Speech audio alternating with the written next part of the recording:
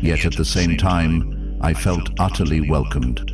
It was a perfection beyond comprehension. I looked down at myself, or rather, at the form I had in this place. It was no longer a physical body, but something made entirely of light. I was still me, yet I was no longer bound by the limitations of the physical world. Suddenly, a voice resonated, not with sound, but with thought. "Welcome, my child." I turned, and before me stood a figure I could never mistake. A man with deep, compassionate eyes, radiating an infinite kindness. He was dressed in a white robe, and from him emanated the purest light I had ever seen. I didn't need to ask. I knew immediately. This was Jesus Christ. He didn't have to speak much, but from the way he looked at me, I understood that he knew everything about me. There was no judgment, no condemnation, only love. A love so vast and boundless that it surpassed anything I had ever experienced on earth. I began to weep, not out of fear, not out of regret, but because I realized that I had found a place where I truly belonged.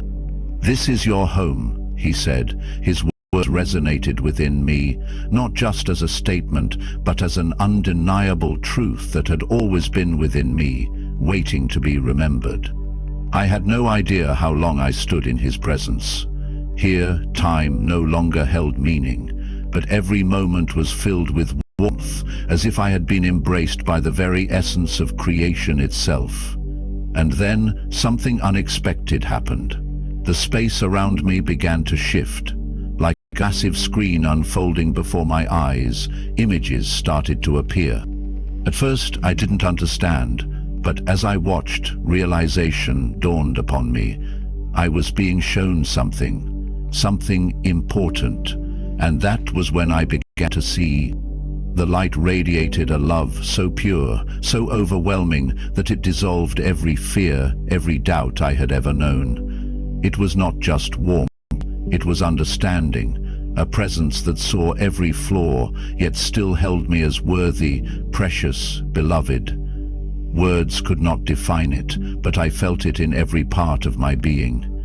Then, as if answering my unspoken questions, it began to show me my life. I saw my birth. I watched myself as a tiny, fragile baby placed into my mother's trembling arms. I felt her exhaustion, her immense joy, her silent prayers of gratitude. My father, standing beside her, was cautious yet filled with quiet hope, wanting desperately to be a good father.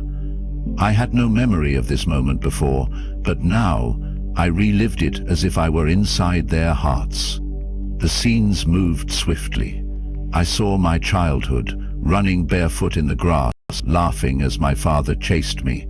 I saw myself in school, struggling with math, clenching my fists in frustration. Then, the moment I won my first award, my mother's joyful tears, my teacher's pride. Every moment, every feeling, more vivid than anything I had ever recalled.